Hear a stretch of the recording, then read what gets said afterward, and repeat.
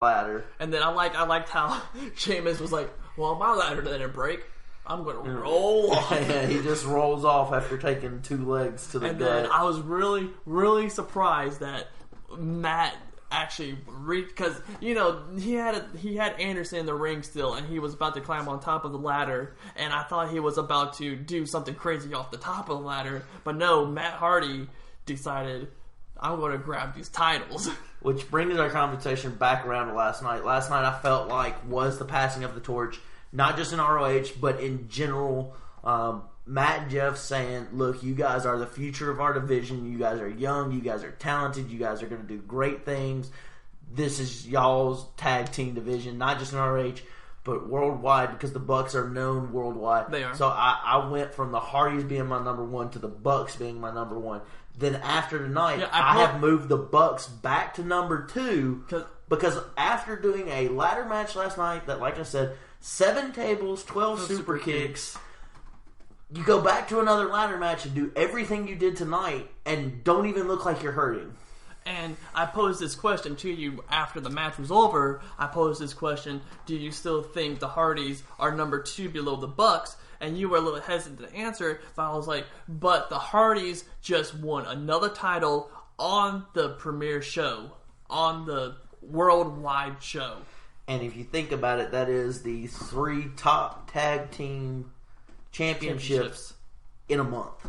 Yep, you had ROH, you had Impact, and now you have WWE. Not to mention the other tag team championships they have from other indie promotions. Yeah, and so I'm just blown away by how it looked like there were a couple times you could see them wincing after doing, you know, small things that you go, that's not what the Hardys do. But keep in mind, they had a good 35-minute match last night with the Bucks, which was phenomenal.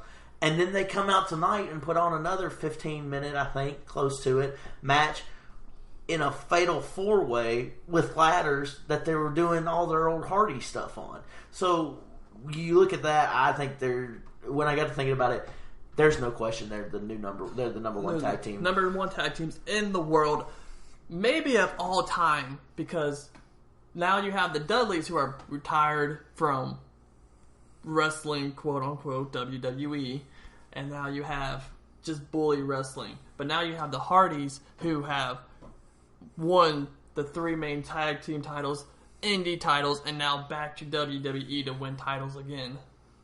You're giving me an evil look because you have a different tag team. Completely different tag team, because the Steiner brothers traveled the world well before it was famous to travel the world, and in the period of like a month when it was unheard of to win tag teams, won a tag team title in the like Bahama region. Then they went to New Japan and won the IWGP, then came back and won the WWE, and then like 3 or 4 months later dropped those, went to WCW and won those. There are several tag teams. I don't even put them in the top. They're in my top 10 of all time, but number 1, not even close.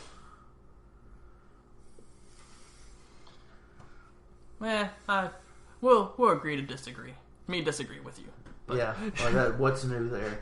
We're going to speed up the program a little bit now because the next 3-4 matches are, meh. No, the next one is going to be covered. The next one, I was actually a little surprised with how much Miz and Maurice actually they let them do in the ring, and the Miz was over. What's up with that? Well, everyone hates Cena, but everyone hates the Miz too. Well, they hate Cena more. Well, after tonight, I don't know if they'll hate Cena as much. With him proposing in the middle of the ring, Stephanie. Yeah, I thought that was kind of cool. He called her by her real name. Mom, you knew something was going to happen when Mama Cena was at ringside. Right, and you were talking about celebrities. Mm-hmm. How about Al Roker botching that complete opening? Al Roker, you stay with the TV, weather, and you just go away. Stay with the weather. Stay with your Today Show, and we're just going to get you canceled anyways.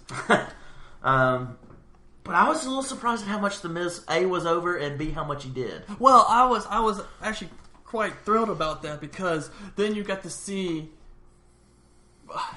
Miz has been around for 10 years now. Vintage Miz. before he started doing the Daniel Bryan stuff. Right, and like I said at the end, Cena proposed. I had heard rumors all along it was coming, so this was Nikki's last match, from what I understood, and that she's moving on to other stuff. She's going to be working on her Brie Bee line, which is a lingerie line that she has with her sister Brie. Yeah, so best of luck to her and whatever she decides to do. She's phenomenal in ring. If she wants to come back, I would be more than happy to welcome her back. Yes. I think that one's done and over with, and we'll move on. Cena's actually moving on to go film some other TV show somewhere else now. So what's next for The Miz? Last year he's been really good. Don't put him back in the championship, in the World Championship. Don't put him in there with Ambrose, but find something for him to do. We don't know what yet. Just Daniel Bryan come back and wrestle and have a match. So next was Rollins and Triple H. Yeah, my bad. We were going to talk a little bit about Rollins and Triple H because great match. Was great brawl. It wasn't even sanctioned. It was a brawl, and Stephanie got a table for her troubles. Oh, Stephanie. Yeah, but she got a table for her troubles, and I was very happy to see. You made the comment about halfway through the match with how much Stephanie was getting involved. Usually that person loses. And, he goes to hit her off, and I was like, that's not going to end well.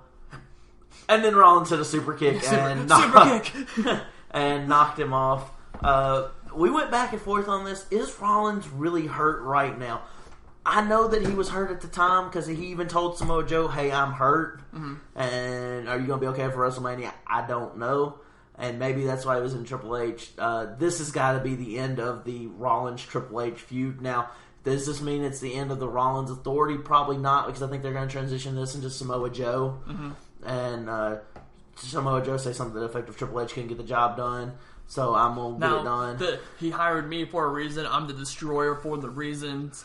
And now it's going to be you and me, and that's going to go back and forth. Now, with you saying is Rollins actually hurt or not, in some spots, he was playing that, he's hurting. They were, playing that the knee was hurting. And then in other spots, let's say like the super kick, the buckle bomb, the pedigree, and other different spots where, for a normal person, now granted that they're called superstars for a reason, that we wouldn't be able to move. Yeah, I couldn't do half the stuff he did. Not even half the stuff. I probably couldn't even do a quarter of the stuff he did in the ring. And also another spot was a very beautiful Phoenix Splash. Yeah. How can you do that with a gimp knee? Or the jump off the post. Yes. Both of those were ones that I went, yeah, he's I don't think he's actually hurt. I think he's playing up the amount of injury. And we could be wrong. He could be now going to have surgery, and he just didn't want to miss WrestleMania. But for a second year in the row. Yeah, I just don't think he's as hurt as they say he was. They'll probably write him off for a couple weeks, bring him back. The next three matches. Stephanie, if you need a hug, I'm here for you. The next three matches, were just kind of Randy and Bray was really good if you took out that creepy stuff in the middle. How do you take out 70,000 people out of a match? By putting stupid little hologram thingies on the ring canvas. Yeah, you put bugs on the canvas. You're trying to put too much emphasis into Bray Wyatt being this deity. And the new face of fear. The new face of fear. And it just ruins the match. As soon as they got done doing the first time they did that, all 70,000 people in that audience just sat there and watched. You could see in the match where Randy was pumping up the crowd again, and then they did the same thing with the maggots, with the worms. They did maggots and then worms and then crickets. And then, again, crowd was out of it. Yep. Randy again, brings back the match, brings it back up, and then Bray does his stupid little spider thing, and worms show up. And crowd's out of it. Randy hits the RKO, 1, 2, 3, 13-time WWE champion Randy Orton. And that feud's not over. That one's just beginning. Now, there was absolutely no celebration at the end of the match from the crowd because they were taken out of it. We were taken out of that match. We started Facebooking and everything. Yeah. So I watched it, but I was very unhappy with the way they're going. Very with this unhappy. feud. That could have been such a great match. The other issue I have with this is... Oh, hold on. Can we go back to the Rollins and Triple H match for 2 seconds? With Rollins' entrance, the Kingslayer's entrance, with the torch going down on the ramp and the flames just traveling down all 85 yards onto the ring, into the ring. That was maybe one of the coolest, if not the coolest, entrances of the night. It was of the night, definitely. It was the coolest. My only, besides the 3 holograms on the ring issues, they just devalued the Royal Rumble for me. Yes. Randy and Bray should have ended the night, and it should have been a great match, and you just killed it for me. What's the point? The headline for Royal Rumble is that you main event WrestleMania for the WWE Championship, or if you're part of Raw, you go for the Credit Championship of the Universal Championship. Right. But that's the whole point. That's the whole draw into Royal Rumble, is that winner headlines WrestleMania. Right. Main events WrestleMania. Right, and it wasn't even an hour main event.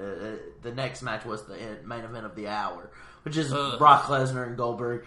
Way to kill Goldberg and not build Brock Lesnar and make me care even less about the Universal title than I already did. The cruddy red title that just needs it needs to be. I don't know. It's so bad. So that match, there's not a lot to say. It was 10 suplexes, 10, and I still wish they would. 4 spares, 1 F5, 2 F5s. Yeah, 2 F5s and a jackhammer. Yeah. And that was basically the entire gist of the match. I just saved you 5 minutes of torture. Of your life. Yeah, that you can never get back. Naomi won the 6-pack challenge for Women's SmackDown. Which I saw that coming when she came back on SmackDown saying, I am entering myself into the Women's Championship match at WrestleMania. 2-time champion now. Yep. Way to go, Naomi. Not a terrible match, but you took a match that probably should have been a good 25 minutes to get everything to really make it look good. And stuck it in about 10. Well, the problem with this match I had was that it was a 6-pack challenge. If you don't know what a 6-pack challenge match is, it's the same thing as a 5-pack challenge. It's the same thing as a fatal 4-way. It's the same thing as a triple threat. 1 pinfall, 1 submission wins the match. No disqualification. And how I think they should have, if they're really trying to build this women's revolution, have them do for the women's championship, for the SmackDown Women's Championship, have them do something that the women have never done before, and that's a ladder match. I think Trish and Lita did one. For a title? I believe so. I don't think so. I could be wrong, but I think I remember Trish and Lita doing it because Lita did a swanton off the top of the ladder. But again, you're trying to bring credit, or you're trying to push this women's revolution.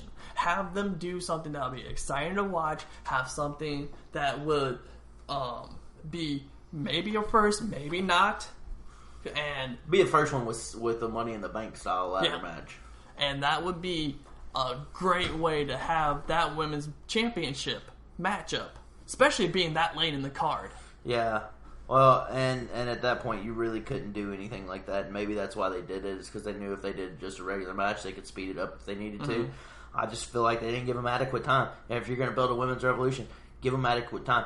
Take that match off of there, main event it on SmackDown.